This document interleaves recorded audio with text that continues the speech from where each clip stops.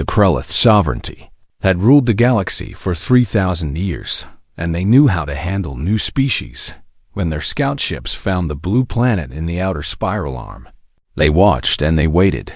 The beings there called themselves humans, and they were weak. The Krellith saw creatures with soft skin. No natural armor, no claws, no venom. These humans had barely left their home world, and their technology was primitive. Their ships were slow, and their weapons were simple. The Krellith High Council met in their obsidian chambers and made their decision quickly. They would take one human for study, learn everything about the species, then decide if humans were useful as slaves or should simply be eliminated. This was the Krellith way, and it had worked on 400 species before. The harvester ship called Unrelenting Judgment moved through the darkness of space like a predator. Its hull was black and covered with sensor-absorbing plates inside. Theckener, the lead scientist, prepared his equipment. He had dissected members of 70 different species in his career, and he felt nothing but curiosity. The Krellith were 8 feet tall, with 4 arms and compound eyes that reflected light like dark mirrors. Their exoskeletons were harder than steel, and their strength was legendary. They had no concept of mercy because mercy was weakness. Commander Zekvar stood on the bridge and watched the human colony ship on his displays. The small vessel was returning from the human planet called Mars with 30 crew members aboard. It would be easy prey. Disable their engines, Zekvar commanded, his mandibles clicking with satisfaction. The harvester ship fired a pulse weapon that shut down the human ship's power systems instantly. The human vessel went dark and began drifting in the silence of space. Zekvar sent boarding teams through the airlocks. The Krellith warriors moved fast and killed faster. Most of the human crew died in the first minute when the Krellith breached the hull. The creatures were so fragile that even glancing blows from Krellith weapons tore them apart. But they needed one alive. A Krellith warrior found Dr. Sarah Chun in the medical bay. She was trying to help wounded crew members, and she screamed when the alien appeared. The warrior hit her with a neural dampener and her body went rigid. He carried her lymph form back to the Unrelenting Judgment, while behind them, the colony ship became a tomb. Sarah woke in pain. Her head throbbed and her vision was blurry. She tried to move, but her body wouldn't respond properly. When her eyes finally focused, she saw she was in some kind of cell. The walls were transparent, and beyond them she could see a room filled with equipment she didn't recognize. Then she saw them. The creatures that had taken her were nightmares made real. They stood on 2 legs. But that was where any similarity to humans ended. 4 arms. Massive bodies covered in dark chitinous plates, and eyes. Those horrible compound eyes that looked at her like she was nothing more than an insect. One of them approached the cell barrier. It was Thickener, though Sarah didn't know his name yet. He held a device that began speaking in flat mechanical English. "You are specimen 741 of species designated human." The translator said, "You will be studied and catalogued according to Krellith sovereignty protocols. Your cooperation is irrelevant. Resistance will result in pain but not death until study is complete." Sarah's throat was dry, but she forced herself to speak. "You attacked our ship," she said. "You killed my crew. Why?"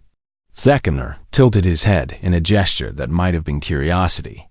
"Your species is unknown to the sovereignty." The translator replied, "We require biological and technological data. You were selected because you were available. Your questions are irrelevant." Sarah felt terror rising in her chest, but she pushed it down. She was a scientist, and scientists observed and learned. "What are you going to do to me?" she asked. Theckener made a clicking sound that might have been amusement. "We will map your physiology completely." The translator said, "This will involve invasive procedures. Your pain responses will be documented. Your brain will be analyzed while you remain conscious. When we have learned everything of value, you will be terminated." Sarah's hands started shaking, and she couldn't stop them. "Please." She whispered, "Please don't do this. I'm a person, I'm alive. I have people who care about me." But Thekner had already turned away to him. She was just another specimen in a long career of specimens. That night, though, there was no day. All night in space, Sarah lay on the hard floor of her cell and cried. She thought about her family back on Earth. Her mother, who had been so proud when Sarah joined the colony program. Her younger brother, who wanted to be an astronaut like his. Big sister. Her colleagues who had died on the ship. She wondered if anyone even knew what had happened to them. The Krellith didn't know about the emergency beacon. The colony ship's computer had sent out a distress signal in the 3 seconds before. The Krellith pulse weapon hit.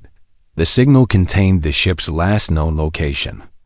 The sensor readings of the attacking vessel and automatic video footage of the attack. It traveled at light speed toward Earth, taking weeks to arrive. When it finally reached the Sol system, it was received by the defense network and immediately flagged as critical. Within an hour, it was on the desk of the Admiral of the Fleet. Within 2 hours, the Earth Senate was in emergency session. Within 6 hours, humanity was preparing for war, but Sarah knew none of this. She lay in her cell and waited for the experiments to begin. Thekner started with simple tests.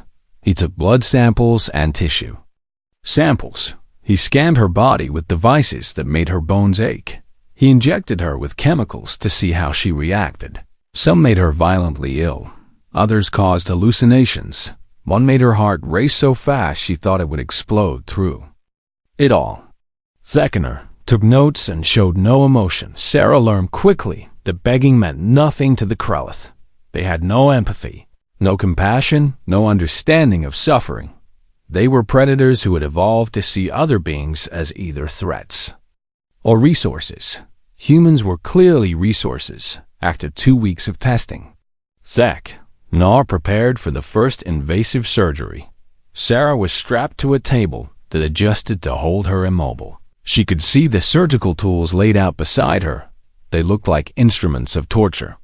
"Please," she said one more time. "Please, don't do this." Thekner activated the translator. "Your species is weak," it said. "You have no natural defenses. You are unsuitable for military use and unsuitable for labor. After this study is complete, the High Council will likely designate your species for elimination. Consider this a mercy. You will die, knowing your people will follow." Then he began cutting. Sarah's screams echoed through the research vessel, but no one cared. When it was finally over and they returned her to the cell, Sarah lay in a pool of her own blood. Her body was trying to heal, but the damage was extensive. She could barely move. But her mind was still working, and in her mind, she held on to one thought: humans didn't abandon their own. Somewhere out there, someone was looking for her. Someone was coming. The Krellith had made a mistake. They had taken a human, and humans never forgot. They never forgave, and they never stopped coming for their people. Sarah closed her eyes and whispered into the darkness. "They're coming. You don't know what you've done." 68 light years away, the human warship Retribution Protocol dropped out of faster-than-light travel behind it. 17 more warships appeared like avenging angels. They had found the trail. They were coming, and the Krellith sovereignty was about to learn what humanity really was. Thekner stood in his laboratory and studied the data from the human specimen. 3 weeks had passed since they captured specimen 741, and the results were disappointing. The human body was weak by galactic standards. Her bones were fragile, and her muscles were inefficient. She had no natural weapons, no armor, no venom glands. Her senses were poor compared to most sentient species. She could barely see in low light, and her hearing range was limited by every physical measure. Humans should have gone extinct on their home world. Yet something about this specimen bothered Thekner. Her brain activity was strange. Most species show predictable neural patterns, fear responses that eventually gave way to resignation. But the human's brain never stopped working, even in sleep. Her neural activity was chaotic and constant. She dreamed, which was unusual. She planned, which was concerning, and she never gave up, which was unique in Theckener's experience. Most specimens broke psychologically within days. They begged, they bargained, they retreated into catatonic states. The human did none of these things. She watched everything with those strange binocular eyes. She asked questions about Krellith technology. She even made vocalizations that the translator identified as jokes, though their meaning was unclear after the first surgery. Theckener had expected her to become docile. Instead, she healed faster than predicted and became more observant. She studied her captors as much as they studied her. One day Theckener entered the observation room to find specimen 741 standing at the barrier. "Your exoskeleton," she said through the translator. "It's not uniform thickness. The joints are weaker." That's a vulnerability. Theckener felt something unfamiliar, a cold sensation in his primary nerve cluster. Was that fear? "Your observations are irrelevant," he said. "You will never have opportunity to exploit such information." The human smiled, which Theckener had learned was either a friendly gesture or a threat display. With humans, it was hard to tell, maybe not. She said, "But someone will." Theckener filed a report with Commander Zekvar. The human specimen shows unusual psychological resilience. He wrote, "Recommend increased security protocols." Zekvar dismissed the concern. "It is one creature in a cage." The commander replied, "Continue your work." But Theckener couldn't shake his unease.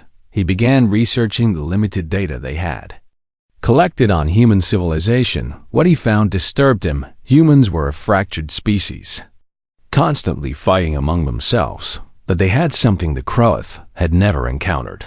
They had history. They remembered their wars, their defeats, their victories. They wrote everything down and passed it to their offspring. They had concepts like justice and revenge that seemed to drive their behavior more than logic. Most concerning were the human stories.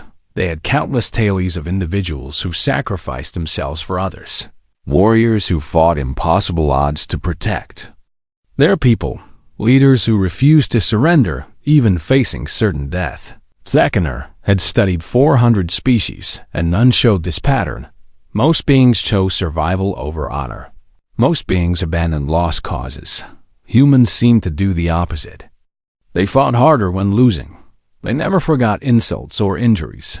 They had a saying that the translator rendered as, "We will remember this." Theckener went back to observe specimen 741 with new concern. She sat in her cell, examining the healing wounds from the latest procedure. When she noticed him watching, she stood and approached the barrier. "You're afraid," she said. "It wasn't a question. I am incapable of fear." Theckener replied, "I am a scientist." "You're lying." The human said, "And you should be afraid, because my people know you took me, and they're coming." Theckener felt that cold sensation again. "Your species lacks the technology to track this vessel," he said. "Your homeworld is 68 light-years distant. Even if they knew our location, they lack the military capacity to threaten Krellith forces." The human smile grew wider, and there was nothing friendly in it. "You don't understand us at all," she said. "That's going to cost you everything." Theckener turned to leave, but the human spoke again. "My name is Sarah," she said. "Sarah Chun. I'm not specimen 7-4-1. I'm a person with a name and a family and people who love me. And when my people find this ship, and they will find it, I want you to remember this conversation. I want you to remember that I warned you." That night, alarms began blaring throughout the unrelenting judgment. Theckener rushed to the command deck where Commander Zekvar was studying tactical displays. "What is happening?" Theckener demanded. "Unknown vessels have entered the sector," Zekvar replied. "They destroyed the outer station in the first attack. No warning. No demands. Just destruction. The middle station is engaging them now, but the displays show middle station's signature winking out. Impossible." Zekvar whispered. "Those stations were military grade. Nothing in this sector has the firepower. Another alarm sounded. The attacking fleet is approaching our position. A technician reported composition. 18 vessels, unknown configuration. They're broadcasting on all frequencies. Zekvar activated the communication system, and a human voice filled the command deck. The translator worked frantically to convert it to Krelith language. Attention, Krelith vessel. The voice said, "You are harboring a kidnapped human citizen. Surrender Dr. Sarah Chun immediately or be destroyed. You have 3 minutes to comply." Zekvar looked at Thekner with his compound eyes wide. "They came," Zekvar said. "The humans actually came." Thekner felt his entire worldview crumbling. "This is impossible," he said. "They should not have this capability. They should not even know we exist." But there on the displays were 18 human warships moving into attack formation. They were smaller than Krelith vessels, but they moved with precision and purpose. "We are deep in sovereign territory," Zekvar said. "The nearest military response fleet is 2 days away. We must negotiate." He opened a channel to the human fleet. "This is Commander Zekvar of the Krelith Sovereignty," he said. "We are willing to return your specimen. There is no need for violence." The response was immediate and cold. "You had 3 minutes." The human voice said, "You wasted 1 talking. 2 minutes remaining." Zekvar's mandibles clicked in agitation. "We are a science vessel," he said. "We have no combat capability. Attacking us would violate galactic law. 1 minute 30 seconds. The human voice replied. Thekner ran from the command deck. He had to reach the specimen now. The human named Sarah, if they returned her. Perhaps this could be resolved peacefully. He burst into the observation room and rushed to her cell. Sarah stood calmly in the center, watching him. "Stop this," Thekner demanded. "Command your military to cease their attack." Sarah tilted her head, mimicking the gesture he had used on her. "I'm a civilian scientist," she said. "I have no authority over the military. But even if I did, I wouldn't stop them. You made a choice when you took me. You cut into me. You hurt me. You treated me like an animal. Now you face the consequences. We surrender." Thekner said, "We will return you unharmed. We will provide compensation. Please, make them stop." Sarah's expression hardened. "You should have thought of that before you started cutting." The ship shuddered as something impacted the hull. The lights flickered, and alarms screamed throughout the vessel. Sarah sat down on the floor of her cell and waited. "They're here," she said quietly. "And I hope you realize now you should never have taken a human." Thekner heard weapon fire in the corridors.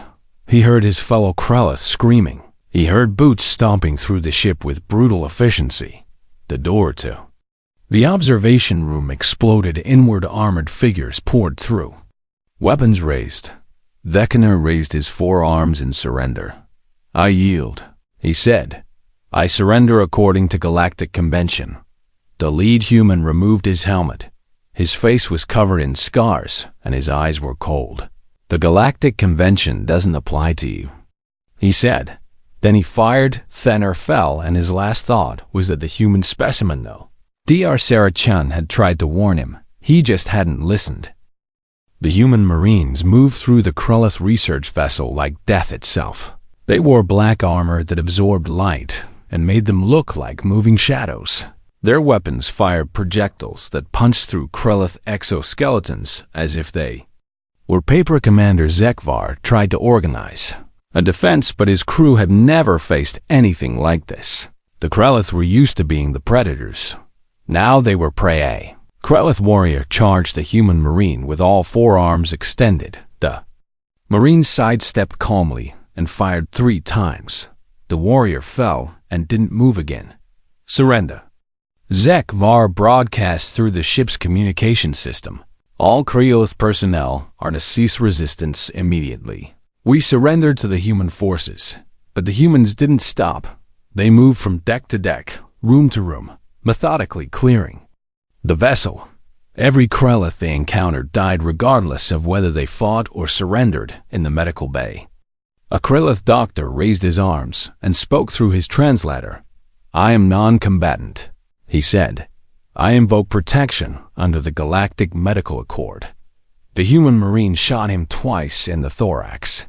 "You experimented on our people," the Marine said to the corpse. "You don't get to hide behind trees you don't respect." Sarah heard the weapon fire getting closer to the observation room. She sat in her cell and waited calmly. Part of her knew she should feel horror at the violence, but another part, the part that still felt the pain from Theckenar's experiments, felt only cold satisfaction. The door exploded inward, and she saw Theckenar surrender. She saw the human Marine remove his helmet. She saw Thek and Dare die. The Marine approached her cell and examined the controls. "Stand back." "Dijon," he said. Sarah moved to the rear of the cell. The Marine attached something to the barrier, and it dissolved in a flash of light. Then he was in the cell, kneeling beside her. "Ma'am, I'm Captain Marcus Rodriguez, 3rd Marine Expeditionary Force," he said. "We're taking you home." Sarah looked at him and felt tears starting to fall. "How did you find me?" she asked. Rodriguez helped her stand gently. "Your colony ship got a distress signal out before it went dark," he said. "We tracked the energy signature of their weapons. Followed their trail through 6 systems. Took us 23 days, but we found you." "The other specimens?" Sarah asked. Rodriguez nodded. "We're freeing everyone they were holding," he said. "We found 17 beings from different species in the lower decks. Medbay is setting up to treat them all." Sarah looked at Thickener's body and felt nothing. "What about the Krellith crew?" she asked. Rodriguez's expression didn't change. "Earth Senate Resolution 2347. He said, "Any entity that captures or experiments on human citizens forfeits the right to exist. No prisoners, no exceptions." Sarah knew she should protest, but the words wouldn't come. These creatures had cut into her while she screamed. They had treated her like she was nothing, and they had planned to do worse. "I understand," she said quietly. Rodriguez handed her a medical scanner. "We need to get you to the medbay," he said.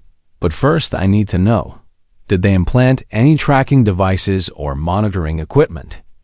Sarah nodded. "Thek, or put something in my spine," she said. "He said it would monitor my neural activity." Rodriguez spoke into his communication device. "Medbay, Priority 1 extraction," he said. "Spinal implant. Potentially active." He looked at Sarah with concern. "We'll get it out," he said. "And then we're going home." But they weren't going home yet. In the command center of the human flagship Retribution Protocol, Admiral Chun, no relation to Sarah, stood before tactical displays. She watched as her fleet surrounded the remains of the Krellith research vessel. "Status of all 3 Krellith stations?"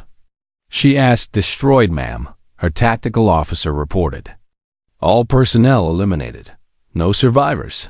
Admiral Chun nodded. "Begin Phase 2, she said. "Yes, ma'am." The tactical officer began inputting commands on the displays.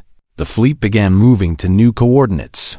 "Ma'am," a communications officer said hesitantly, "we're receiving multiple hails from Krellith civilian frequencies. They're asking why we destroyed their stations.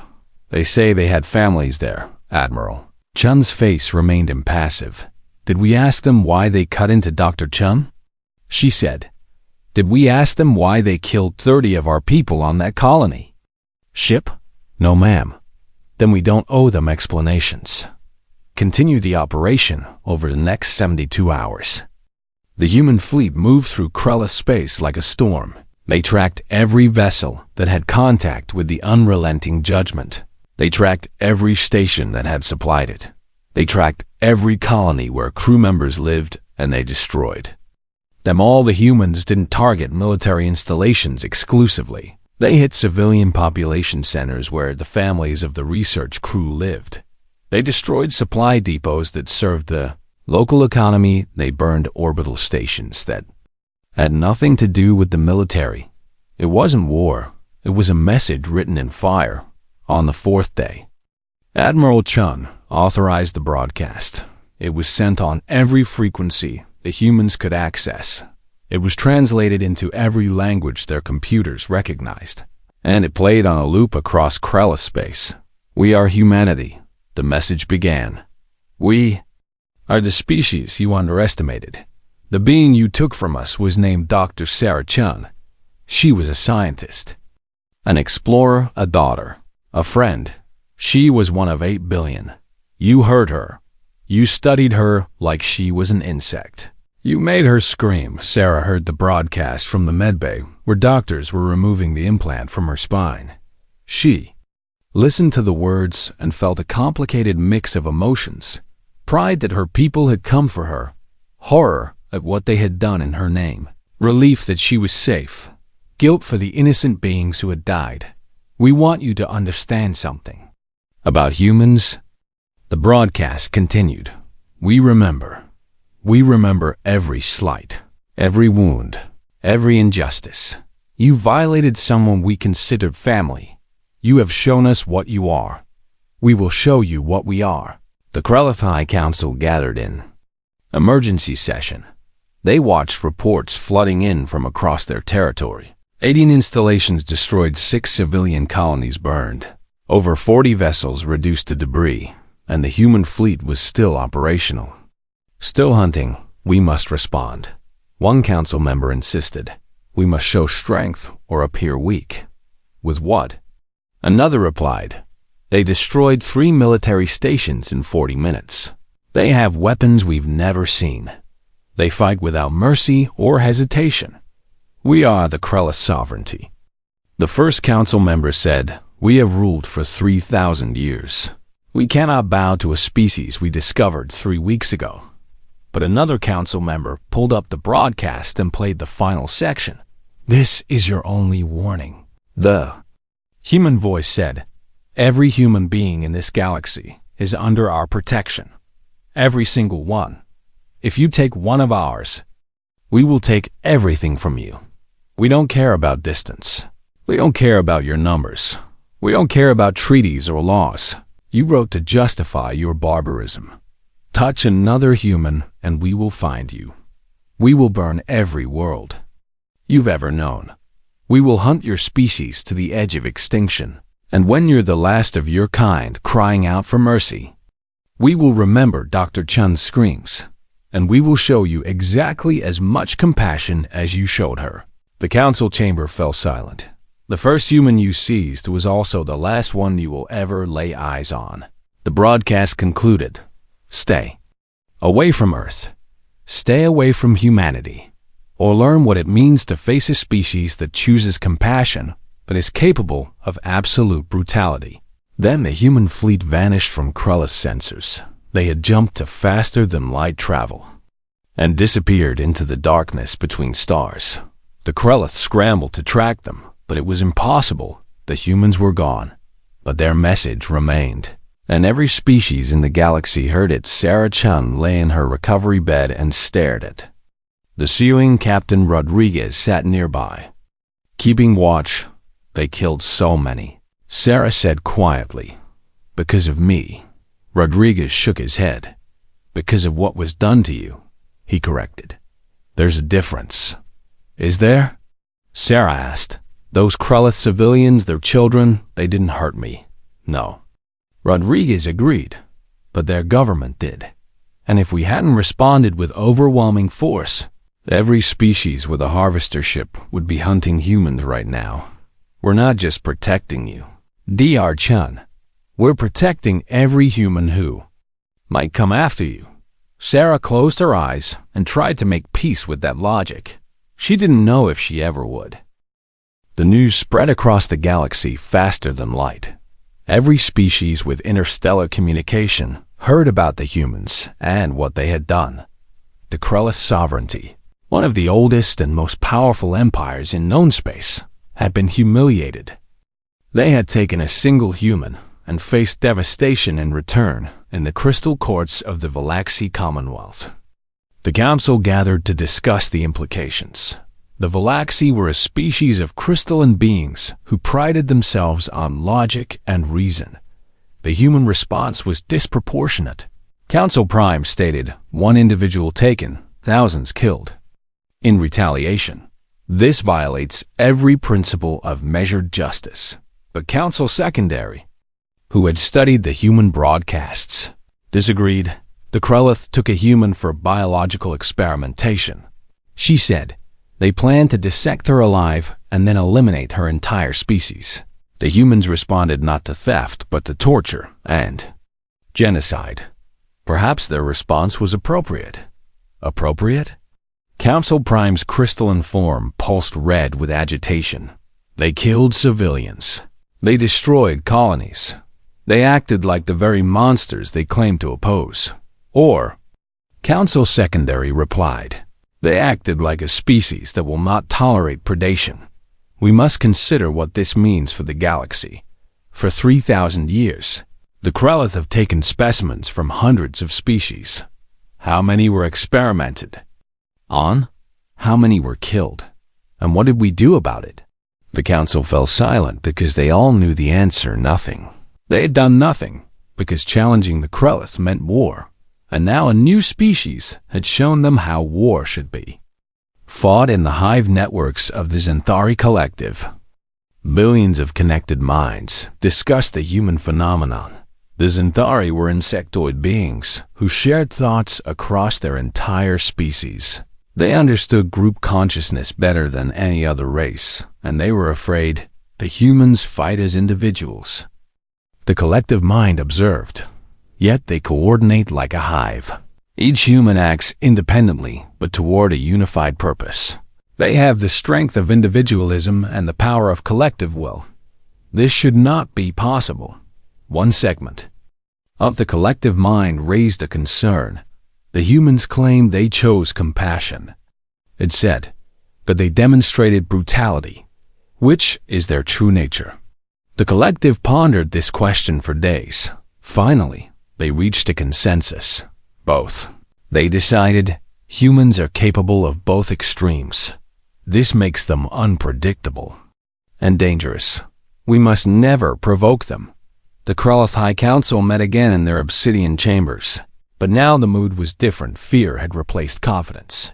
We have received communications from 47 different species. The communications minister reported, most are expressing concern about the human response. Some are offering mediation, and 3 species have formally cut diplomatic ties with us. They cite our treatment of the human specimen as justification. High Counselor Dexmar slammed his armored fist on the table. We are the Krellith sovereignty. He roared. We do not apologize for our actions. We do not bow to primitives who discovered space travel a mere century ago. But another counselor, Zevran, spoke up. We also do not survive by denying reality. She said, the humans destroyed 18 of our installations in less than a week. They penetrated deep into our territory without detection. They killed thousands of our people and then disappeared. We cannot track them. We cannot predict their movements. We cannot defend against them. What are you suggesting? Dexmar demanded. Zevran met his eyes with her compound gaze. I am suggesting that we have encountered a species that is fundamentally different from any we faced before. She said, the humans don't follow our rules. They don't care about our traditions. They don't respect our power. And they have proven they can hurt us badly. So what do? We do what any intelligent species does when faced with a superior predator. Zevran said, we stay away from them. The council debated for hours, but eventually reached the same conclusion. They would issue a formal decree. No Krellith vessel would approach human space.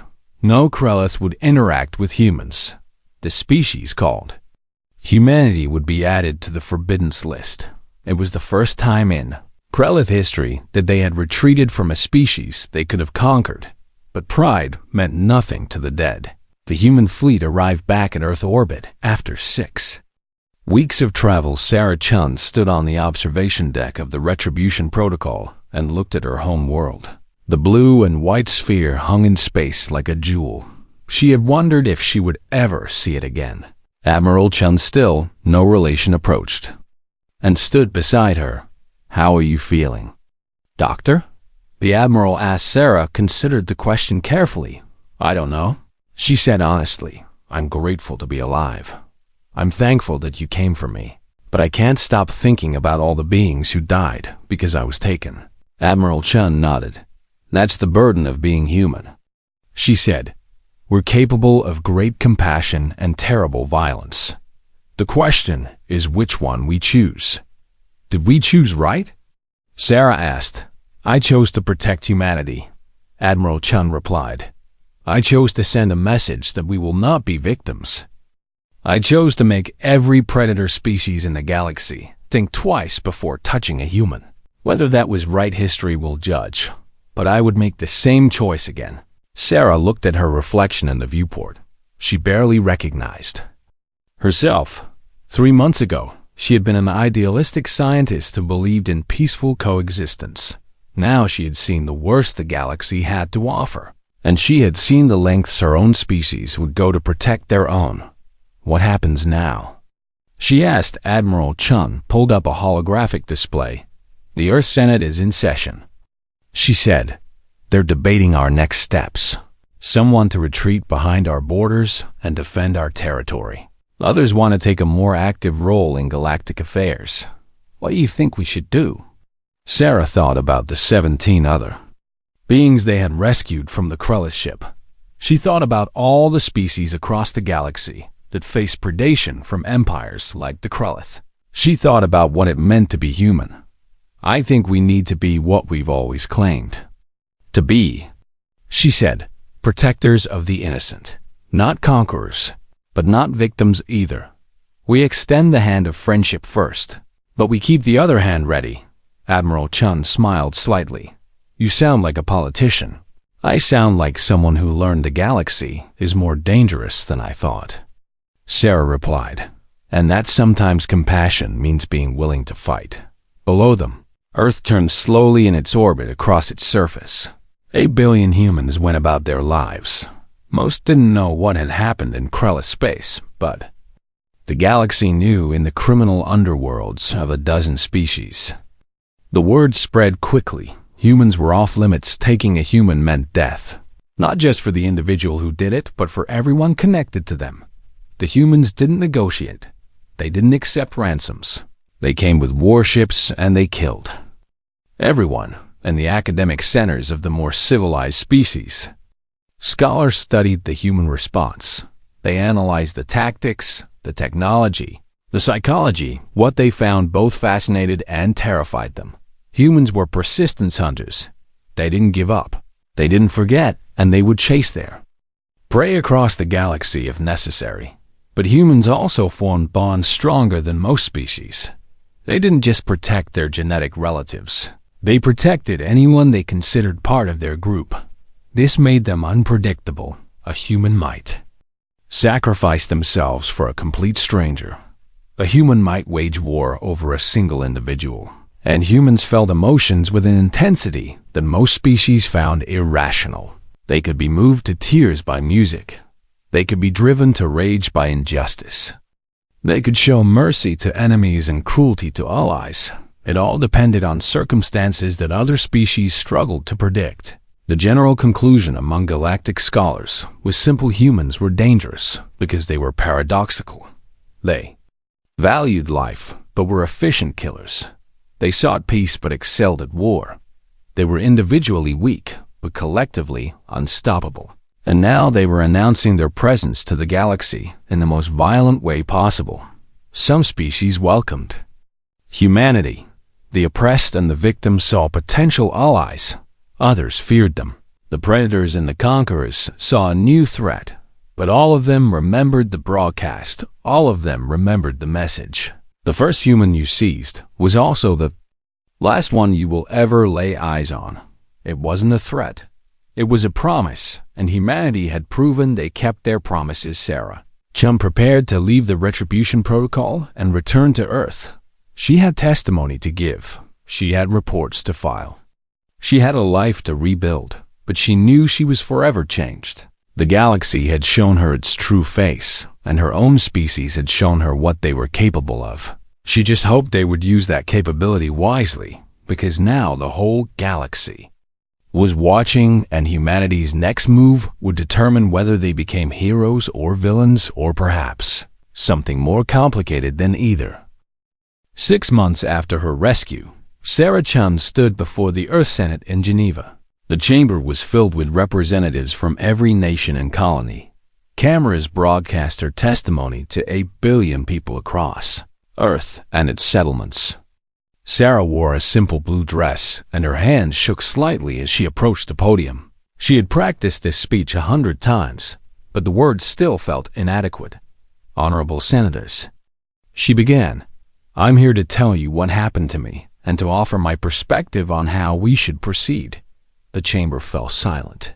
Everyone had heard fragments of her story, that this was the first time she would speak publicly about her ordeal.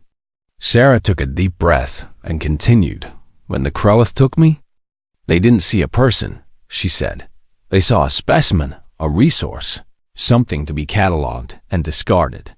They cut into me while I was conscious. They tested chemicals on me to see how I would react. They told me they planned to kill me when they were done. And then they told me they would eliminate my entire species. Her voice remained steady, but tears ran down her face. I spent 3 weeks in that cell wondering if anyone would come, she said, wondering if anyone even knew I was gone, wondering if I would die alone in the darkness of space. And then I heard weapon fire, and Captain Rodriguez opened my cell, and I knew that humanity hadn't abandoned me. She paused and wiped her eyes. What happened after my rescue? The Krellith installations that were destroyed. The civilians who died, it haunts me, she said. I think about the children who lost parents. I think about the families that were torn apart, and I wonder if all that death was necessary. Senator Williams from the North American Union leaned forward.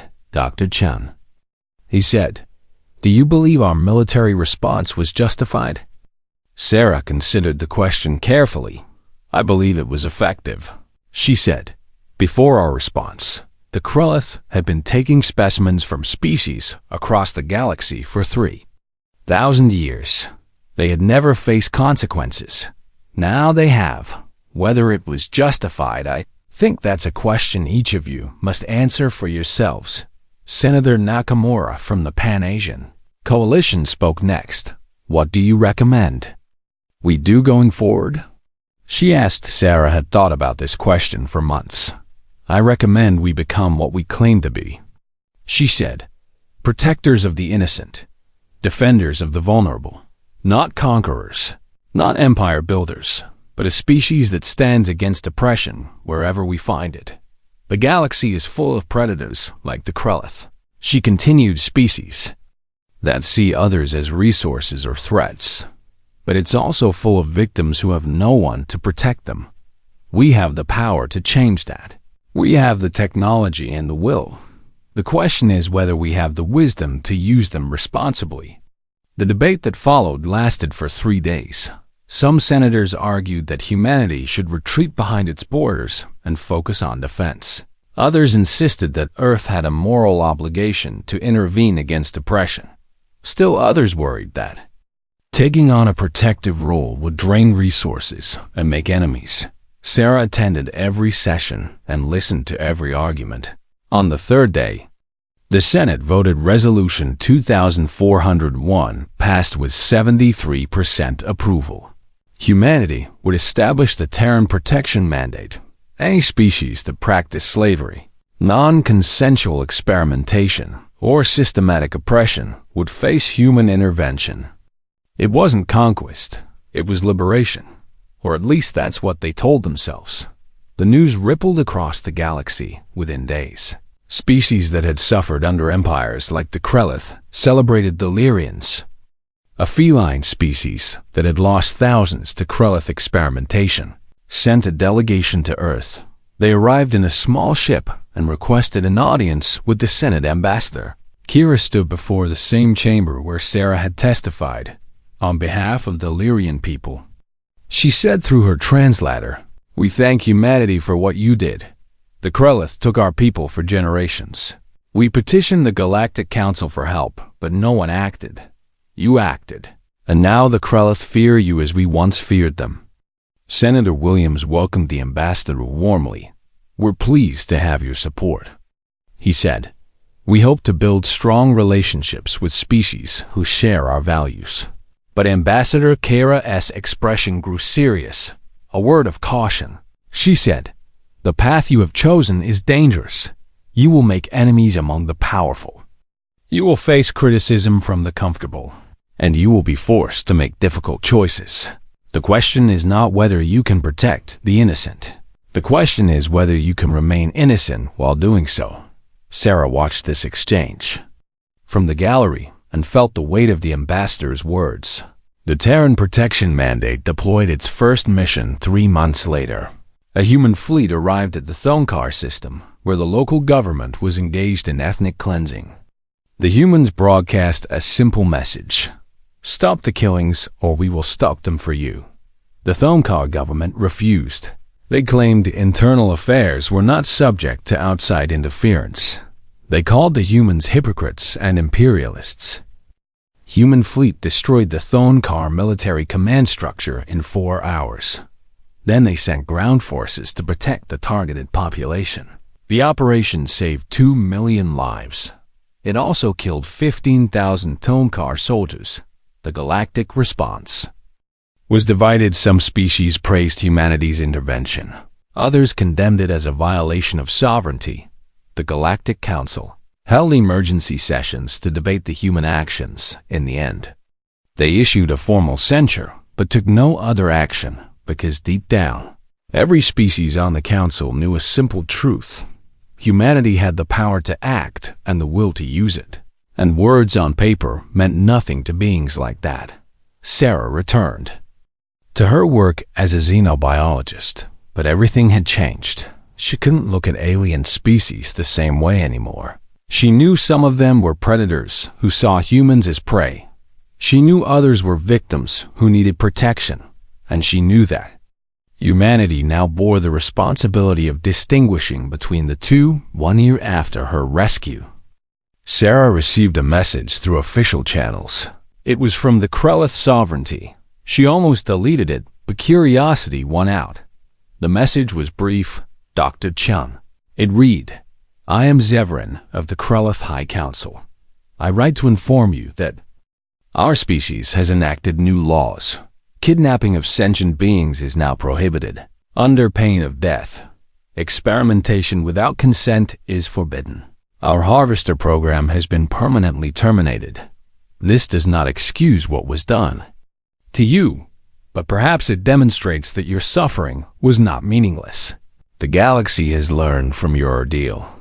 We have learned that humanity will not tolerate predation. We have learned that there are consequences for cruelty. I do not ask for forgiveness. I ask only that you know things have changed." Sarah read the message 3 times. She thought about all the beings who would never be taken by Krellith harvesters. She thought about all the lives that would be spared because of what happened to her, and she thought about all the lives that were ended in her name. In the end, she wrote a simple reply: "I acknowledge your message and the changes you describe. I hope your species has truly learned from this experience, but I will never forget what was done to me, and humanity will never forget what we are capable of when our people are harmed. The choice of what kind of relationship we have in the future is yours to make. Choose wisely." She sent the message and returned to her garden. Sarah had taken up gardening after returning to Earth. She grew plants from seeds collected on Mars and from the other colonies. It reminded her that life could be beautiful and peaceful. That creation was possible, even after destruction. 5 years after her ordeal, Sarah was appointed as Earth's first ambassador of interspecies relations. She traveled to dozens of worlds and met with hundreds of species. Some feared humanity, others respected them, a few even loved them, but all of them had heard the story. All of them knew about the scientist who was taken, and the revenge that followed. Sarah used that reputation carefully. She negotiated treaties that protected vulnerable species. She established protocols for peaceful first contact. She worked tirelessly to ensure that humanity's power was used to protect rather than oppress. But she never forgot Ambassador Kira's warning. The question wasn't whether humanity could protect the innocent. The question was whether they could remain innocent while doing so. And Sarah wasn't sure they could, because every time she negotiated with a predator species, she saw their fear. They were afraid of humanity, afraid of what humans would do if provoked, and they were right to be afraid, because humanity had proven they would burn worlds to protect their own. They would kill thousands to save one. They would wage war across the galaxy rather than abandon a single human. This made humanity powerful, but it also made them dangerous. Sarah stood in her office and looked at the stars through the viewport. Somewhere out there, species were being oppressed. Somewhere out there, innocent beings needed protection. And somewhere out there, predators were learning to fear the species from Earth. The galaxy had changed the day the Krelith took Sarah Chun. It had learned that humanity would not be victims. It had learned that humans protected their own with ferocity and determination. It had learned that the first human you seized would also be the last one. You ever laid eyes on Sarah, touched the scar on her spine where the Krelith implant had been?